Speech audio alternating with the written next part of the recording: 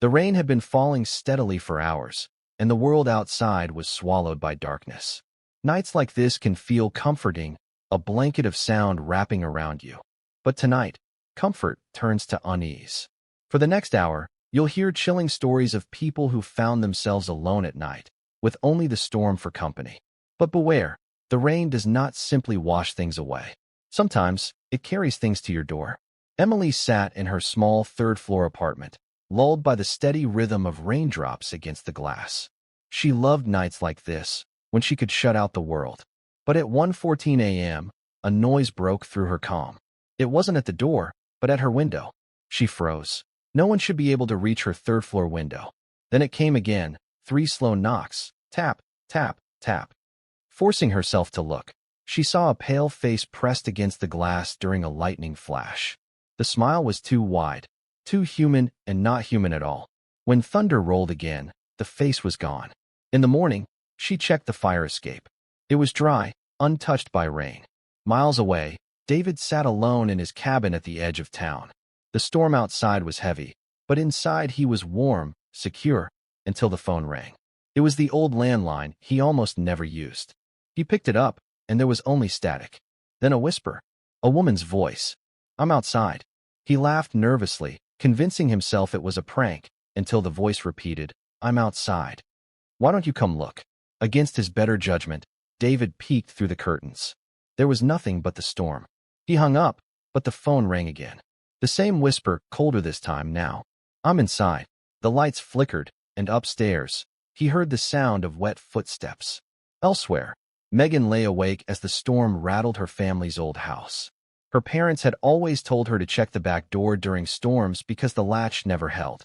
She went to the kitchen, tugged on the door, and secured the lock before heading back to bed. At 3 a.m., she woke to the sound of dripping water. It wasn't from the roof, it was in her room. She followed the sound to the corner where the carpet was soaked. As she stepped into the hallway, her blood froze. Every step was wet, leaving muddy footprints that led straight into her room. She ran to the kitchen, only to find the back door swinging wide open. Rain poured in, but the footprints weren't leading inside, they were leading out. Tom was used to long nights working at the radio station. The rain outside made the building feel isolated, but he enjoyed the solitude. That night, though, something strange seeped into the audio feed.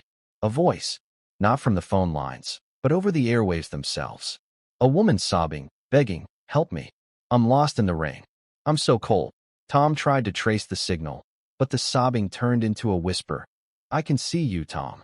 I'm right behind you." The lights in the station went out, leaving only the glow of the console. In the reflection of the dark studio glass, he saw a figure standing behind him. But when he turned, the room was empty. Far down the old country road, a traveler's car broke down in the middle of a storm. Soaked to the bone, he spotted a light flickering in the distance, a house. He knocked, and an elderly woman answered, kindly inviting him inside. The fire was warm, and the tea steaming. She asked where he had come from. He explained, relieved to find shelter, but her smile faded. "You must be mistaken," she said softly. "This house was abandoned years ago. It burned to the ground. Nobody lives here." He blinked, looking around. The fire was no fire at all, just glowing ash. The tea in his cup was black rainwater, and the woman's smile stretched unnaturally wide, dripping with ash. The next morning, rescuers found his car on the roadside, empty. His footprints led into the ruins of a house that had been gone for decades. The rain has many voices. Some comfort, some warn, and some deceive. Tonight, you've heard whispers from the storm, stories of the lonely, the haunted, and the lost. So the next time you're awake at night, listening to the rain against your window, listen carefully. Because sometimes, the storm is listening back.